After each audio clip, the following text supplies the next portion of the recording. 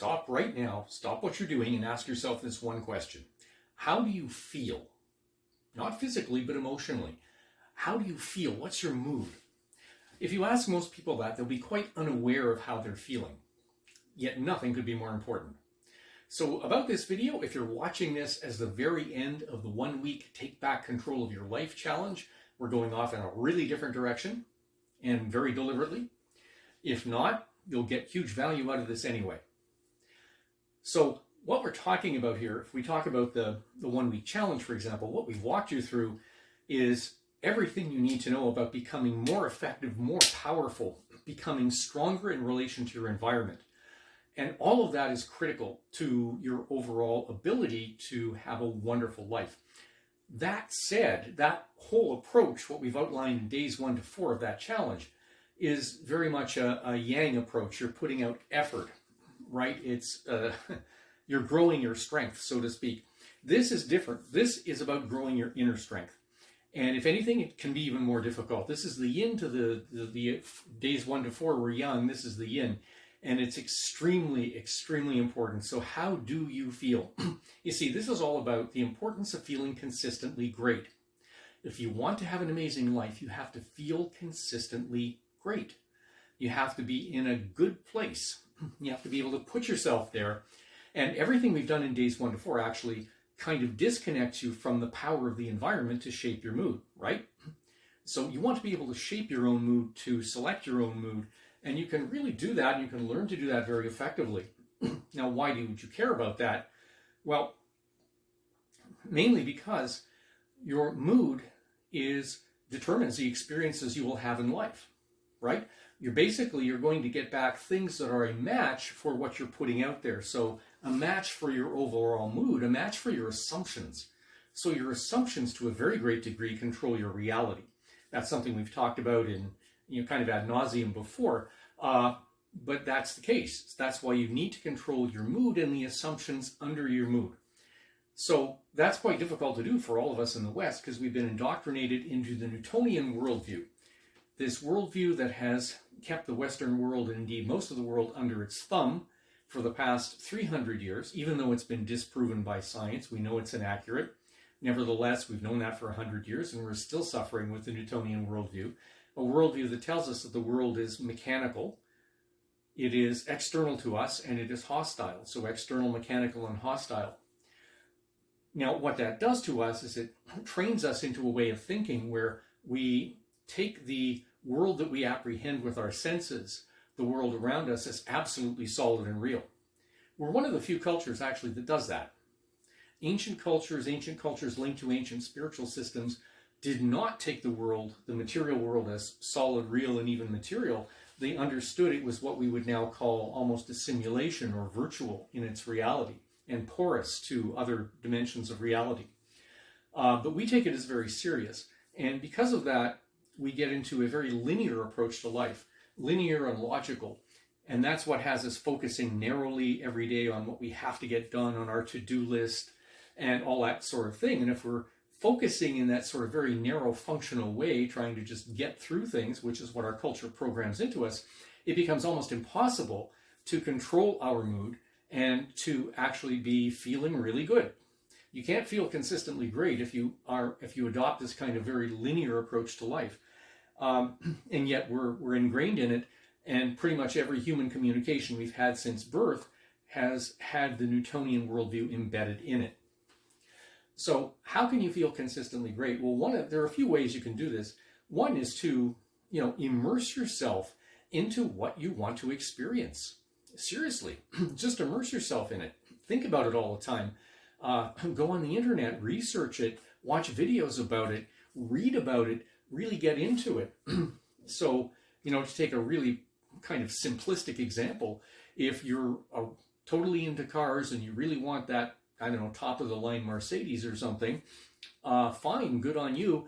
Then go test drive one, right? Go and actually touch it, feel it, be able to make it real to you in your imagination. Which brings us to the second thing, and that is your greatest asset is your least tapped into, that is your imagination. Our culture, if you didn't notice, has had you sideline your imagination pretty much since you were about in your mid-teens, because before that, your imagination's running wild and you're having a great time, and that's childhood. And you're always using your imagination, you're always in your imagination, and you feel really good about it. And then you get to your mid-teens and society says, forget that, get with the program, time to grow up, time to think about higher education, time to think about your job, time to think about getting married and having 2.5 kids or whatever, that kind of thing. So at that point, your imagination is sidelined. And our society has very much done that very consistently to everybody. But imagination is critical, because if you look at successful people who are both successful and happy, you'll find they have incredible imaginations. It's unbelievable, and they exercise their imaginations often, all the time. And this is what you need to be able to do, is to think more and more about the kind of experiences you want to have in your life, what you'd like to see, what you'd like to do. You need to get your brain off its butt, really, and pull it out of that linear constraint and dive into your imagination. So that's absolutely critical. Another thing, though, with the Newtonian worldview is, of course, it trains us to expect the worst. Because, after all, in the Newtonian worldview, the universe is mechanistic, meaning we can't affect it with our thoughts, and it just grinds on inexorably, and it's going to crush us to dust if we're not very careful. So there's this negative expectation, this fear-based expectation that's instilled by the Newtonian worldview itself. It instills a low-level fight or flight response into everybody. So to counter that, one of the exercises you can do is reverse that expectation. So if the universe is in fact cooperative and related to our own thought processes, related to our mood, our assumptions, then it's very easy to see why that isn't the approach we want to take. We want to take an approach which assumes the universe is in fact cooperative. To do that, one of the things you can do is just go out, take a walk somewhere outside, say, and use what we call joyous expectation. What would your day be like if you could assume that the universe is going to bring you good things, that the universe is going to bring you beneficial experiences on a constant basis? What would your life be like? How would that change your mood? How would that change what you feel? And more importantly, how would that eventually change what you actually experience? So critical. Go out and try that exercise. Just pay attention to what's going on around you enough not to get run over by a car. But you want to have joyous expectation. And you want to keep this expectation during your day. You want to keep this expectation so that you're really expecting what is best.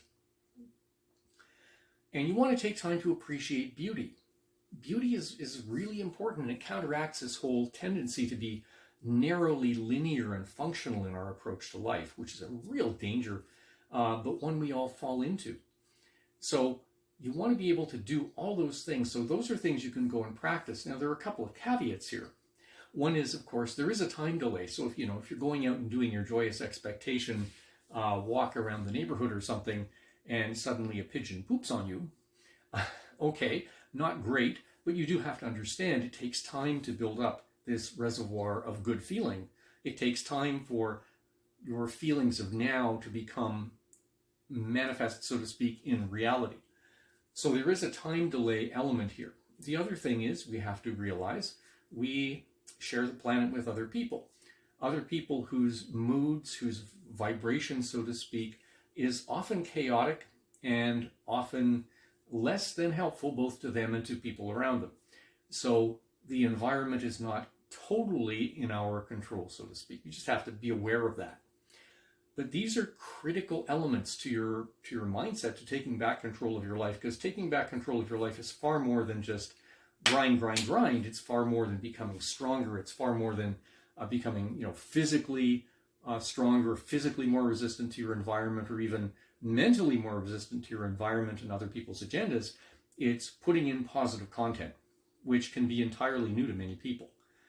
So that's it for now. Feel consistently great. Think about that this week as you go through this week. Nothing will help you more, really, than trying to feel consistently great. Yet it is not as easy as it looks. That's it for now. I'm Dr. Simeon Roger. We'll see you next time. Bye for now.